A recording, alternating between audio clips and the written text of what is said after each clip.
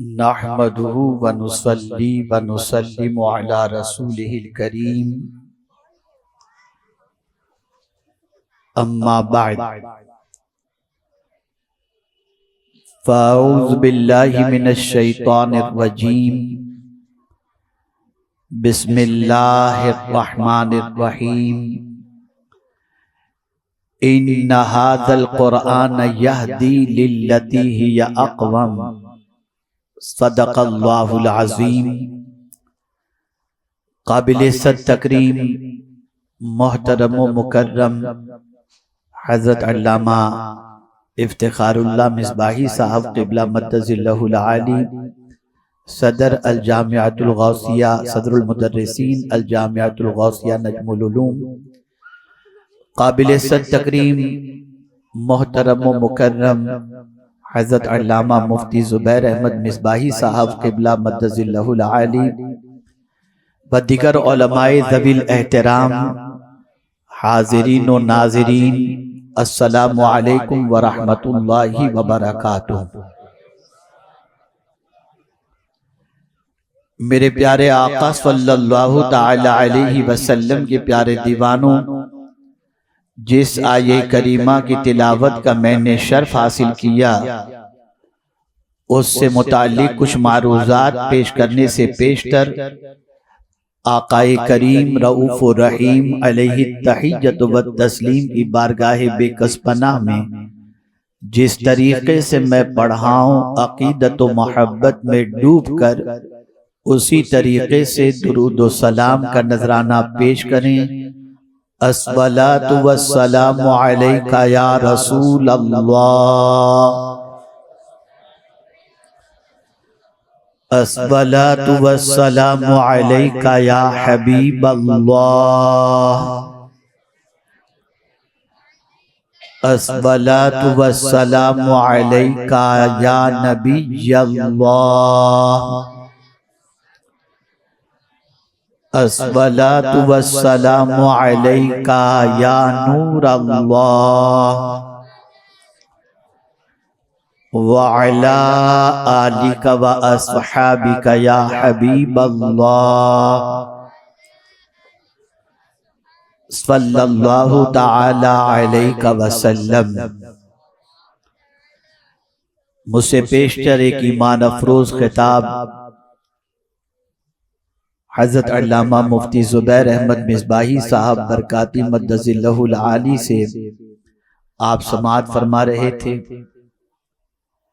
ابھی میرے دائیں جانب ایک ننھا سا بچہ بظاہر نظر آنے والا بیٹھا ہوا ہے، انگلینڈ سے یہ آیا ہے۔ اس کے والد ان سے تھوڑی چھوٹی عمر کے تھے، تب سے انہوں نے تحریک جوائن کی تھی، اور اس زمانے میں جب وہ خطاب کرتے تھے، محمد عمران ان کا نام ہے، تو ان کی خطابت کی گونج اتنی تھی کہ پورے ہندوستان سے لوگ ان کو اپنے اپنے علاقے میں پروگرام کے لیے بلاتے تھے۔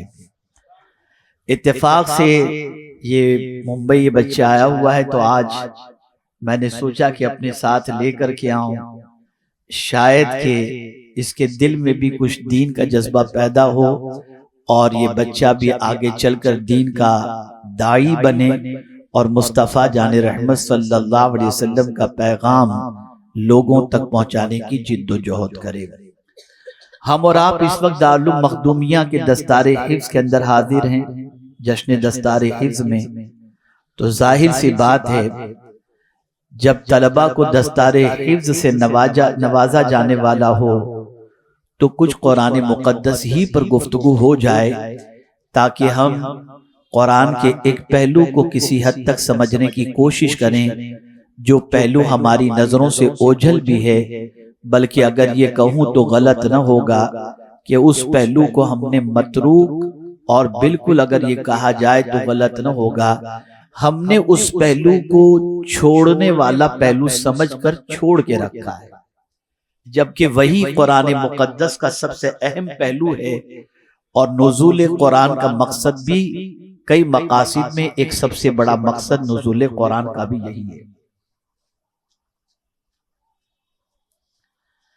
آج ہماری قوم بے راہ روی کی شکار ہے۔ آج ہماری قوم یہ کہتی بھی نظر آتی ہے کہ ہمیں کوئی راستہ سجائی نہیں دیتا، ہم کچھ بننا چاہتے ہیں لیکن ہمارے پاس کوئی فارمولہ نہیں، کوئی لاہ عمل نہیں۔ کبھی قیادت کا رونا، کبھی لاہ عمل کا رونا، کبھی منصوبے کا رونا، اور ان رونوں کی بنیاد پر، ان چیزوں سے متعلق رونے کی بنیاد پر ہماری قوم آج اس راہ کی مسافر بن چکی ہے جو راہ یا تو گمراہی کی طرف لے جائے، یا جہنم کی طرف لے جائے، یا تباہی کی طرف لے جائے، الا ماشاءاللہ۔ میرے پیارے آقا صلی اللہ تعالی علیہ وسلم کے پیارے دیوانوں، اللہ نے اپنی کتاب نازل کیوں فرمائی؟ اس کتاب کے نزول کا ایک سب سے بڑا مقصد یہ ہے کہ وہ انسان جو کسی بھی اعتبار سے کامیابی کا متمنی ہے، وہ انسان جو کامرانی حاصل کرنا چاہتا ہے، وہ انسان جو جینے کی راہ تلاش کرنا چاہتا ہے، اور وہ انسان جو ایسے راستے پر چلنا چاہتا ہے جس راستے پر چل کر جنت کا وہ حقدار بن جائے، یا معبود برحق کے قرب کی دولت سے مالا مال ہو جائے، اور اسی کے ساتھ ہر اس راستے پر چلنے سے وہ بچ جائے جو ناکامی کا راستہ ہے، تباہی کا راستہ ہے، بربادی کا راستہ ہے۔ قرآن مقدس اللہ نے نازل فرمایا تاکہ اس قرآن کے ذریعے دونوں راستے اس کے سامنے واضح کر دیے جائیں، تاکہ بندہ اچھی طریقے سے سمجھ سکے کہ کامیابی کس راستے پر چلنے کے اندر ہے اور ناکامی کس راستے پر چلنے کے اندر ہے۔ جب دونوں راستے اس کے سامنے واضح ہو جائیں گے تو جو انسان کامیابی حاصل کرنا چاہے گا وہ کامیابی کے راستے پر چلے گا، اور جو ناکامی جس کی منزل بنا لے وہ ناکامی کے راستے پر چلے گا۔ آپ دیکھیے قرآن مقدس نے واضح طور پر اس قرآن کی شان بیان فرمائی، ان ھذا القرآن یہدی للتی ہی اقوم، کہ بے شک یہ قرآن سب سے سیدھا راستہ دکھانے والی کتاب ہے۔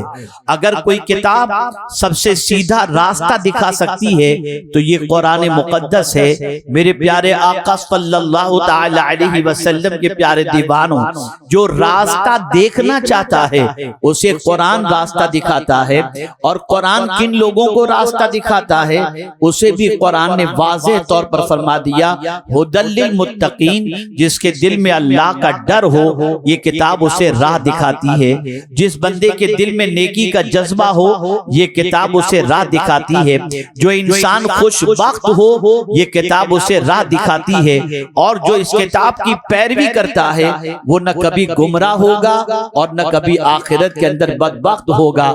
میرے پیارے آقا صلی اللہ تعالی علیہ وسلم کے پیارے دیوانوں، یہی کتاب ہے جس کی گائیڈ لائن کو فالو کرنے والے تخت و تاج کے مالک بھی بن گئے، اور وقت کی طاغوتی طاقتوں نے جن کے سامنے سرنڈر ہونے ہی کے اندر اپنے لیے عافیت سمجھی۔ وہ کیا چیز تھی؟ وہ کون سا راستہ تھا جس راستے پر چلنے کے بعد اللہ عز و جل نے فاقہ مست لوگوں کو تاج شاہی عطا فرما دیا، اور چٹائی پر بیٹھنے والوں کو تخت و تاج کا مالک بنا دیا، اور چھوٹے سے عرصے کے اندر، مختصر سے عرصے کے اندر 22 لاکھ مربع میل کے اوپر حکومت قائم کرنے کا اللہ عز و جل نے موقع عطا فرمایا۔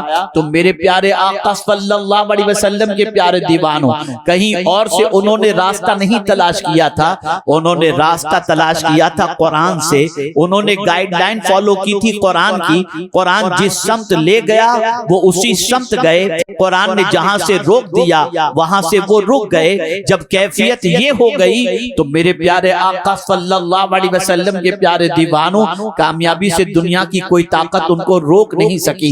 آج اس قوم کا سب سے بڑا المیہ یہ ہے کہ قرآن جو راستہ دکھاتا ہے اس پر نہیں چلنا، سینما جو راستہ دکھاتا ہے اس راستے پر چلنا ہے، ناپاک لوگ جو راستہ دکھاتے ہیں اس راستے پر چلنا ہے۔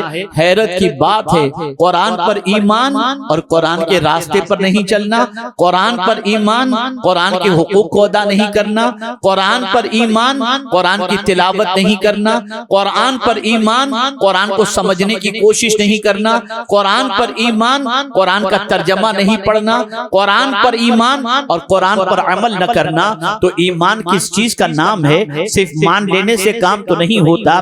مثال کے طور پر میں آپ کو بتاؤں، آپ نے کسی کو اپنی بیوی کی حیثیت سے قبول کر لیا تو اتنا کہنے پر تو کام نہیں چلتا نا۔ اب نفقے کی ذمہ داری آپ کے اوپر ہے، اچھا گھر دینا آپ کی ذمہ داری ہے، اپنے ساتھ رکھنا آپ کی ذمہ داری ہے، کپڑے دلانا آپ کی ذمہ داری ہے، جو آپ کھاؤ وہی اس کو کھلاؤ یہ آپ کی ذمہ داری ہے۔ تو کیا قرآن مقدس کو اللہ کی کتاب مان کر آپ پر ہم پر کوئی ذمہ داری عائد نہیں ہوتی؟ جب ہم نے قرآن کو اللہ کی کتاب مانا ہے تو اس کتاب کو اللہ کی کتاب ماننے کے بعد اس کے حق کو ادا کرو، اس کی گائیڈ لائن کو فالو کرو۔ یہ کتاب نازل ہی اس لیے کی گئی تاکہ گمراہی سے بچایا جائے، برائیوں سے بچایا جائے، بد کرداری سے بچایا جائے، ناپاک سے بچایا جائے۔ میرے پیارے آقا صلی اللہ علیہ وسلم کے پیارے دیوانوں، ناکامی سے بچایا جائے۔ لیکن آج کے دور کا انسان جب کامیابی حاصل کرنا چاہتا ہے تو وہ یہ تصور کرتا ہے جتنا میں قرآن سے دور رہوں گا مجھے کامیابی ملے گی۔ میں اس وقت ایک مسلم اکثریتی علاقے کے اندر باندرا کی سرزمین پر موجود ہوں۔ اگر میں اس محلے کے اندر ہمارے نوجوانوں کی زندگی کے اندر قرآن پر عمل کے جذبے کو تلاش کروں تو میرا وجدان کہتا ہے کہ شاید 1% بھی ہمیں اس محلے کے اندر ایسا کوئی بندہ مل جائے جو قرآن پر عمل کرتا ہوا نظر آئے۔ پتہ یہ چلا ہے مسلمان لیکن اللہ کی کتاب پر عمل کرنے کا جذبہ سرد پڑ چکا ہے، اللہ کی کتاب پر عمل کرنے کا جذبہ کمزور ہو چکا ہے۔ میں حیران ہوں یا اللہ، جب یہ کتاب راستہ دکھانے والی کتاب ہے تو دکھاتی کس کو ہے اور کس کو نہیں دکھاتی؟ جب اس کو میں نے قرآن میں تلاش کیا تو میری عقل دنگ رہ گئی۔ اللہ کی یہ کتاب راستہ کس کو دکھاتی ہے؟ تو میرے پیارے آقا صلی اللہ علیہ وسلم کے پیارے دیوانوں، جس کے اندر سچی طلب ہوتی ہے، جو قرآن مقدس سے صحیح تعلق رکھتا ہے، تو پھر یہ کتاب اس بندے کو سچا راستہ دکھاتی ہے، سیدھا راستہ یہ کتاب دکھاتی ہے۔ یہی وجہ ہے کہ صحابہ کرام علیہم الرضوان نے قرآن سے ایسی محبت کی، ایسی چاہت قرآن کی اپنے اندر پیدا کر لی کہ ایک صحابی فرماتے ہیں کہ میری اونٹ کی رسی بھی گم جائے تو میں اسے قرآن سے تلاش کر لیتا ہوں۔ پتہ یہ چلا قرآن راستہ دکھانے والی کتاب ہے۔ اللہ اکبر! آج کتب نما ہیں، آج بہت ساری چیزیں ہیں جس کے ذریعے راستہ انسان دیکھ لیتا ہے۔ ہوائی جہاز میں آپ سفر کرتے ہیں، آپ بائک کے آپ جو ہے کار میں سفر کرتے ہیں، جی پی ایس لگا لیا، راستہ مل گیا۔ میں پوچھنا چاہتا ہوں، کبھی کبھی یہ راستہ دکھانے والا یہ گوگل جی پی ایس ایسی جگہ پر بھی لے جاتا ہے کہ شارٹ کٹ کی جگہ پر لمبا راستہ ہو جاتا ہے، لیکن ایک انسان، مجھے افسوس کے ساتھ یہ کہنا پڑتا ہے، ایک انسان اس جی پی ایس پر بھروسہ کر کے ڈیسٹینیشن لگا کر پھر بلا جھجک سفر کرتا ہے کہ یہ منزل تک پہنچا دے گا۔ نادان، جتنا تجھے جی پی ایس پر بھروسہ ہے کاش تو اتنا قرآن پر بھروسہ کر لیتا، کاش تیرا یقین اتنا قرآن پر ہو جاتا۔ یہ وہ کتاب ہے کہ اس کی گائیڈ لائن کو فالو کرنے والا یہاں سے سفر اگر شروع کرے تو اس کا سفر جا کر سیدھا جنت ہی پر ختم ہوتا ہے، اس کا فائنل ڈیسٹینیشن جنت ہے۔ جنت میں جانے کی تمنا رکھنے والا قرآن کی گائیڈ لائن کو فالو کرے گا، جنت میں جانے کی تڑپ رکھنے والا قرآن کی گائیڈ لائن کو فالو کرے گا، اور جو جنت کی تمنا نہیں رکھتا وہ کبھی قرآن کی گائیڈ لائن کو فالو نہیں کرے گا، کبھی فالو نہیں کرے گا۔ اب تو ہماری چاہت جنت کی بھی نہیں رہ گئی۔ میں آپ کو ایک مثال کے ذریعے سمجھاؤں، مقدس مہینہ قریب ہے اور خطبہ مبلغین ماشاءاللہ خطاب کرتے ہیں، درس دیتے ہیں، یہ تسبیح 100 بار پڑھو اس کا یہ ثواب، 100 بار پڑھو یہ ثواب، اتنی بار پڑھو یہ ثواب، بالکل حق ہے، انکار نہیں۔ ایک دوسرا پہلو بھی میں آپ کو بتا دوں، شاید پہلی بار آپ سنیں، جتنی مرتبہ تسبیح کے بارے میں آپ کو پڑھنے کے لیے کہا جاتا ہے آپ پڑھتے ہیں پوری کاؤنٹنگ کے ساتھ پڑھتے ہیں کہ 450 مرتبہ حسبنا اللہ و نعم الوکیل عشاء کے بعد پڑھنا ہے، برابر کاؤنٹنگ کے ساتھ پڑھتے ہیں۔ 111 بار کوئی عمل کرنا ہے کاؤنٹنگ کے ساتھ۔ میں ایک نئی کاؤنٹنگ بھی آپ کو بتاتا ہوں، آج سے شروع کرو۔ اپنے گھر کے باہر چھوٹے چھوٹے پتھر جمع کر لو، اور جب ایک گناہ ہو نا تو اس پتھر کو اپنے گھر میں رکھنا شروع کرو، یہ بھی کاؤنٹ کرو کہ آج کتنے گناہ ہوئے۔ میں پورے یقین کے ساتھ کہتا ہوں 1 مہینے میں گھر میں آپ کو رہنے کی جگہ نہیں ملے گی۔ کبھی گناہ بھی تو کاؤنٹ کرو، جس طریقے سے تسبیح کو کاؤنٹ کر کے پڑھتے ہو، کبھی گناہوں کو بھی کاؤنٹ تو کرو کہ زندگی میں کتنے گناہ ہو رہے ہیں۔ اس کو کاؤنٹ کرنے کا ٹائم نہیں، اس کو گننے کا ٹائم نہیں ہے۔ ایک بزرگ ایک تصور کی بنیاد پر اپنی جان جانے آفری کے سپرد کر دیتے ہیں، صرف اس وجہ سے کہ کسی نے پوچھا کہ حضور آپ کی عمر کتنی تھی؟ تو کہتے ہیں کم و بیش 60 سال۔ پوچھنے والے نے پوچھا اور وہ چلا گیا، لیکن ان کے ذہن کو جھنجھوڑ کے چلا گیا۔ جیسے ہی انہوں نے کہا 60 سال کم و بیش، اس بندے کے جانے کے بعد ان کے ذہن کے اندر یہ بات آئی، میری عمر 60 سال ہو گئی، اگر میں دن میں ایک بھی گناہ کیا تو 60 سال میں مجھ سے کتنے گناہ ہو گئے۔ اتنے گناہوں کے ساتھ میں اپنے رب کو کیسے منہ دکھاؤں گا؟ بس یہ تصور آیا کہ رب کو کیسے منہ دکھاؤں گا اتنے گناہوں کے ساتھ کہ جسم سے روح پرواز ہو گئی۔ ہم نیکیوں کو تو کاؤنٹ کرتے ہیں، کبھی گناہوں کو بھی تو کاؤنٹ کریں۔ ہم نیکیوں کو تو حساب، نیکیوں کا تو حساب کرتے ہیں، کبھی گناہوں کا بھی تو حساب کریں، لیکن ہمارے پاس اس کا ٹائم نہیں۔ اور ایک نیا پہلو قرآن کا میں آپ کے سامنے پیش کروں۔ جنت میں تو بندہ اس وقت جائے گا جب جہنم سے بچا لیا جائے گا، ڈائریکٹ جنت میں نہیں، پہلے جہنم سے بچا لیا جائے گا، اس لیے کہ پل صراط جہنم کے اوپر ہے۔ تو جب جہنم سے بچا لیا جائے گا تب وہ جنت میں جائے گا۔ اسی کو قرآن نے کہا فَمَنْ زُحْزِحَ عَنِ النَّارِ وَأُدْخِلَ الْجَنَّةَ فَقَدْ فَازَ۔ پتہ چلا پہلے کوشش کرو جہنم سے بچنے کی، پہلے کوشش کرو جہنم سے بچنے کی۔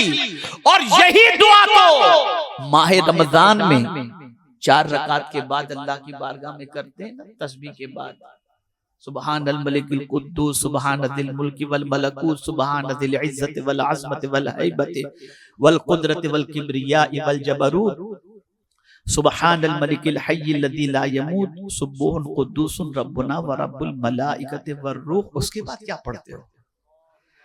اللہم اجرنا من النار۔ جنت کا سوال نہیں ہو رہا،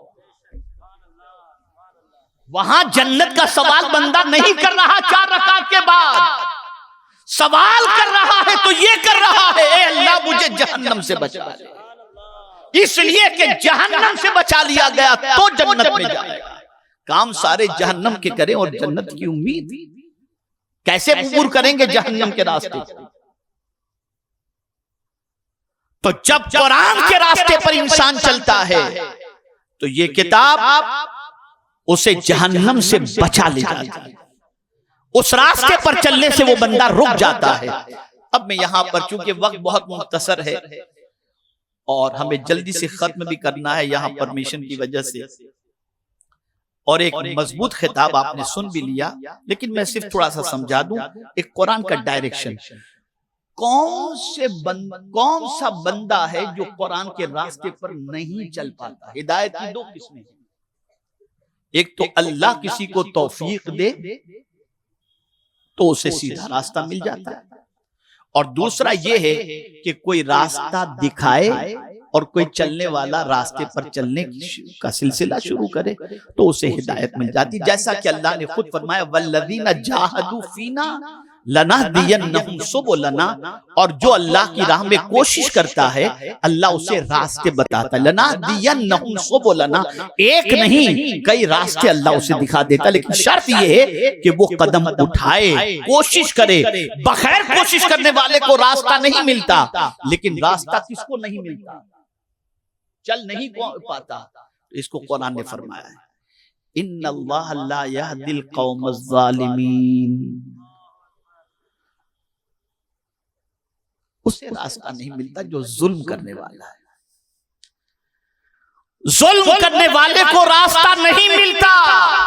اور اس کتاب کی شان ہے کہ دونوں چیزیں ہیں، یضل بہ کثیرا ویہدی بہ کثیرا. بہت سے لوگ اس کتاب کے ذریعے منزل مقصود کو حاصل کر لیں گے، اور بہت سے لوگ اس کتاب کی وجہ سے گمراہ ہو جائیں گے. کتاب کا قصور نہیں، کتاب کا ترجمہ غلط کر کے، معنی غلط کر کے، کتاب پر نہ چل کر کے وہ راستہ پھٹک جائیں گے. اگر توجہ چاہوں گا اپنی طرف سے نہیں، آپ کو آئینہ دکھا رہا ہوں، ہم خود بھی دیکھ لیں اپنا آئینہ، آئینے میں اپنی کیفیت. اگر ہم قرآن پر نہیں چلتے تو کہیں نہ کہیں ہماری زندگی میں ظلم موجود ہے. اگر ہمیں قرآن پر چلنے کا جذبہ نہیں ملتا تو کہیں نہ کہیں ہمارے اندر گناہ کبیرہ کا ارتکاب کا معاملہ نظر آتا ہے. اس لیے کہ اللہ نے فرمایا ان اللہ لا يحب الفاسقین لا يهدي الفاسقین، او کما قال کہ اللہ تعالی فاسقوں کو راستہ نہیں دکھاتا. اور یہاں پر میں آپ کو بتاؤں فسق سے مراد کیا ہے. فسق کی 3 قسمیں ہیں. تقریباً مفسرین اس بات کی طرف گئے کہ فسق سے مراد گناہ کبیرہ ہے، اور جہاں قرآن کے اندر فسق کا معاملہ آیا ہے اس سے مراد گمراہی. اب یہ 3 قسمیں جو فسق کی ہے اسے آپ سمجھ لیں. ایک قسم جو ہے وہ یہ ہے کہ کوئی بندہ اتفاقیہ گناہ کبیرہ کر لے، اتفاقیہ اس سے گناہ کبیرہ ہو گیا، جبکہ وہ گناہ کبیرہ کو برا مانتا ہے، وہ ایمان سے خارج نہیں ہوگا. اتفاقیہ اس سے گناہ ہو گیا، دل میں بھی اس کو گناہ کو برا مانتا ہے، اور اگر اس نے توبہ کر لی اللہ اس سے سیدھا راستہ دکھا دیتا ہے. فسق کی دوسری قسم ہے جان بوجھ کر کے گناہ کبیرہ کرنا. جان بوجھ کر، اسے انہماک، فسق انہماک کہتے ہیں، کہ عادت ہی بنا لینا گناہ کرنے کی، کبیرہ کی. میرے پیارے آقا صلی اللہ تعالی علیہ وسلم کے پیارے دیوانوں، جس نے گناہ کبیرہ کو اپنی عادت بنا لی اللہ تعالی اس بندے کو سیدھی راہ نہیں دکھاتا. اور تیسری قسم جہود، اور وہ یہ ہے کہ آدمی گناہ کبیرہ کو اچھا سمجھنے لگ جائے اور یہ کہے کہ یار یہ تو آج کے دور کی ضرورت ہے، اچھا سمجھے گناہ کبیرہ کو، تو فرمایا گیا اس کے ایمان کے ختم ہو جانے کا اندیشہ ہے، وہ بے ایمان ہو کر کے مرے. ان اللہ لا یہدی القوم الفاسقین. تو اگر ہم پورا مجموعے کے طور پر اگر دیکھیں، بہت سارے ہم سے کہتے ہیں مولانا کی باتوں میں کچھ نہیں رکھا، فلاں ایسا فلاں ایسا فلاں ایسا فلاں ایسا. مجھ سے کسی نے جے پور میں پوچھا تھا کہ اچھا بننے کے لیے حضرت کیا ہونا چاہیے. میں نے کہا دوسروں کے کمال دیکھو، خود کے عیب دیکھو، اچھے بن جاؤ گے. لیکن ہم دوسروں کے عیب میں سے ہی فرصت نہیں پاتے اور خود کو باکمال ہی سمجھتے ہیں، اس لیے ہم اچھے بن نہیں پاتے. میرے پیارے آقا صلی اللہ تعالی علیہ وسلم کے پیارے دیوانوں، اگر قرآن کی گائیڈ لائن پر چلنے میں دقت ہو رہی ہے، قرآن کہتا ہے نماز قائم کرو، قرآن کہتا ہے جھوٹ سے بچو، قرآن کہتا ہے اقربا پروری کرو، قرآن کہتا ہے غریبوں مسکینوں کی مدد کرو، قرآن کہتا ہے زنا کے قریب مت جاؤ. اگر ان ساری چیزوں پر چلنے کے اندر تکلیف ہوتی ہے تو سمجھ جانا کہ ایمان بالکل کمزور اور ٹمٹماتے دیے کی طرح ہے. کسی مفتی صاحب سے فتویٰ لینے کی ضرورت نہیں ہے، قرآن کا فتویٰ ہے.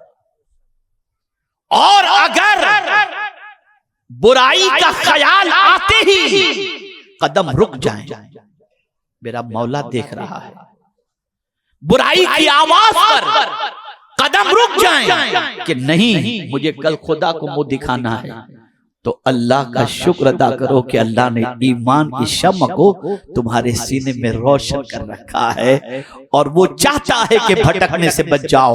کون بھٹکنے سے بچتا ہے؟ تو اس کو بھی قرآن نے کہا کس کو ہدایت ملتی ہے؟ فَمَنِ اتَّبَعَ هُدَايَ فَلَا يَضِلُّ وَلَا يَشْقَى. جو قرآن کی گائیڈ لائن کی پیروی کرتا ہے اللہ اسے گمراہ بھی نہیں کرے گا اور قیامت کے دن اسے بدبخت بھی نہیں فرمائے گا. پتا چلا قرآن کو فالو کرو. یہ ایک مثالی محلہ بن سکتا ہے، یہ قیادت کرنے والا علاقہ بن سکتا ہے. اکثریتی علاقہ مسلمانوں کا ہے، مسلمانوں کا یہ اکثریتی علاقہ ہے. یہاں پر ہمارے نوجوان ہیں. میں ابھی مسجد سے آ رہا تھا، میں نے چند نوجوانوں کو بائک پر کھڑے رہ کر بات کرتے دیکھا.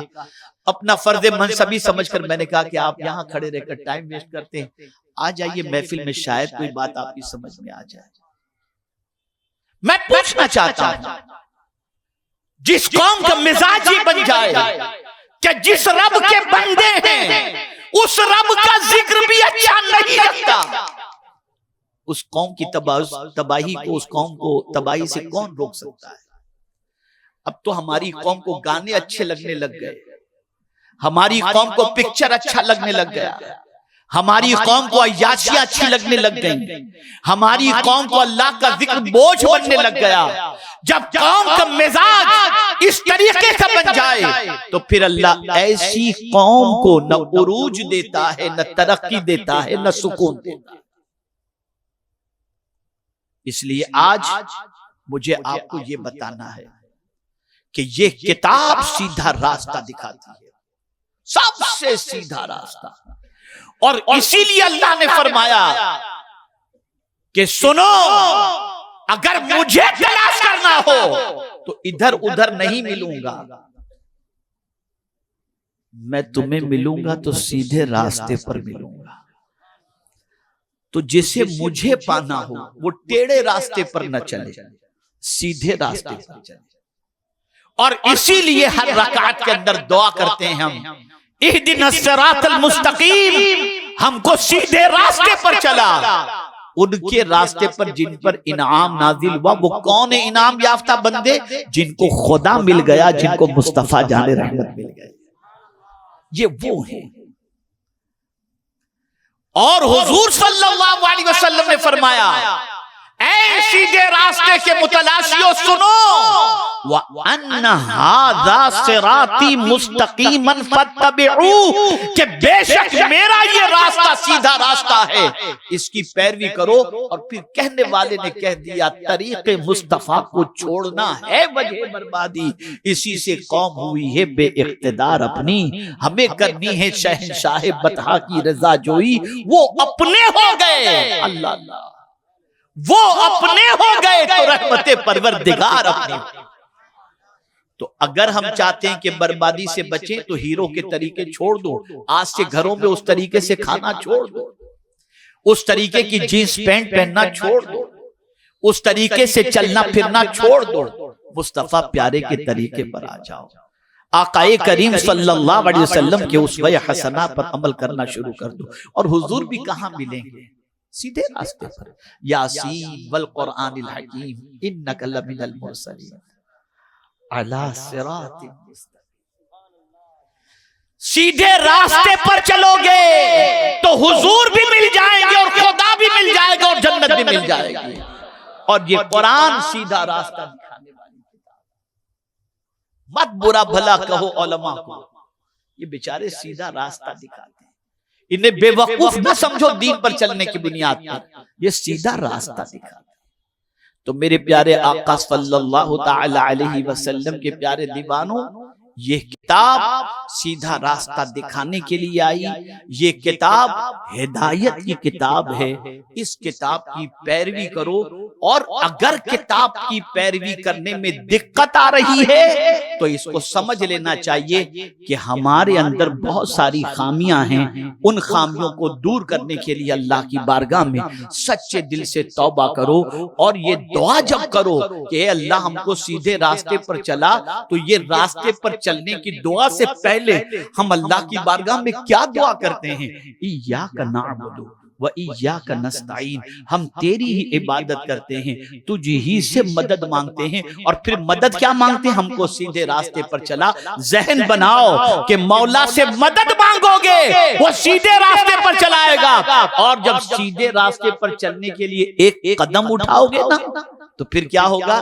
تو حدیث قدسی ہے، میرا رب ارشاد فرماتا ہے میری طرف کوئی ایک بالشت بڑھتا ہے تو میری رحمت ایک ہاتھ اس کے استقبال کے لیے تیار ہے، اگر کوئی چل کر آتا ہے تو میری رحمت دوڑ کر اس کا استقبال کرتی ہے۔ اس لیے ضرورت ہے سیدھے راستے کے مسافر بن جاؤ۔ اے نوجوانان باندرا، تمہارے اوپر بہت بڑی ذمہ داری ہے، تمہاری ذمہ داری سب سے بڑی یہ ہے کہ تم آج کے بعد گناہوں سے رشتہ توڑ دو، آوارگی سے رشتہ توڑ دو۔ ہمارے بہت سارے بچے آج ڈرگز کے اندر ڈوب گئے، عیاشی کے اندر ڈوب گئے، زنا کے اندر ڈوب گئے، اپنی کمائیوں کو بربادی میں ڈالنے کی طرف ڈوب گئے۔ خدا را بچو ان چیزوں سے، اپنے رب سے تعلق مضبوط کرو، اس کے پیارے حبیب صلی اللہ علیہ وسلم سے اپنے تعلق کو مضبوط کرو، اور یاد رکھو رزق دینے والی ذات خدا کی ہے اور تقسیم کرنے والی ذات محمد عربی صلی اللہ علیہ وسلم کی ہے۔ دے گا اللہ ہی، لیکن مصطفیٰ کے ہاتھوں سے عطا فرمائے گا۔ اس لیے قرآن بھی دیا تو ڈائریکٹ ہمارے گھر پر نہیں بھیج دیا، اپنے محبوب کے واسطے سے عطا فرما دیا۔ اس لیے میرے پیارے آقا صلی اللہ علیہ وسلم کے پیارے دیوانوں، حضور سے بھی تعلق مضبوط کرو، اللہ عز و جل سے بھی تعلق مضبوط کرو، اور قرآن کی گائیڈ لائن کو فالو کرنے کی کوشش کرو۔ میں پورے یقین کے ساتھ کہتا ہوں سب سے بڑا کمال جو اللہ اس قرآن پر عمل کرنے کی وجہ سے عطا فرمائے گا وہ یہ ہے فمن تبع ہدایا فلا خوف علیہم ولا هم يحزنون۔ اللہ فرماتا ہے جو میری ہدایت کی پیروی کرے، میرے بتائے ہوئے راستے پر چلے، اس سے نہ کوئی خوف اور نہ کوئی غم۔ یہ قرآن کا فرمان۔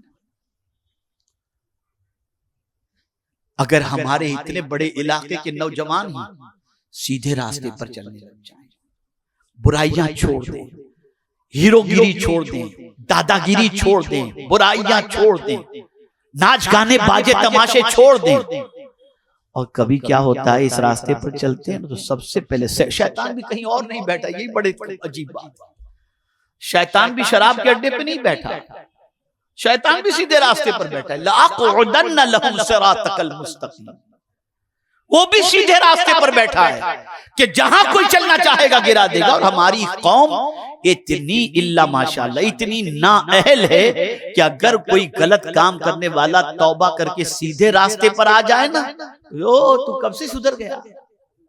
لا حول ولا قوت الا باللہ، اسے سینے سے لگانا چاہیے، اس سے دعائیں کروانی چاہیے، اس سے محبت کرنی چاہیے۔ اس لیے کہ اگر آپ کا ہمارا بگڑا ہوا بچہ اگر سیدھے راستے پر آ جائے تو ہمیں خوشی ہوتی ہے، تو خدا کا بندہ اگر سیدھے راستے پر آ جائے تو خدا کتنا خوش ہوگا، اور امت مصطفیٰ سیدھے راستے پر آ جائے تو حضور کتنے خوش ہوں گے۔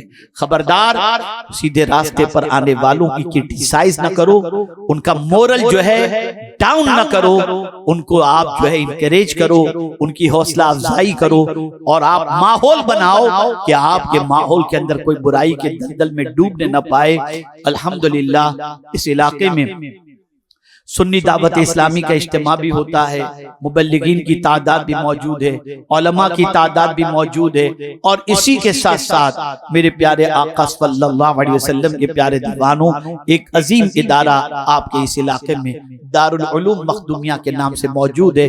میں اپنے سارے ہری مسجد کے ٹرسٹی حضرات کا مشکور ہوں اور محلے والوں کا مشکور ہوں جو الحمدللہ پوری طاقت و توانائی کے ساتھ اور محبت و خلوص کے ساتھ اس ادارے کا تعاون کرتے ہیں اور اس ادارے کی دیکھ بھال کرتے ہیں۔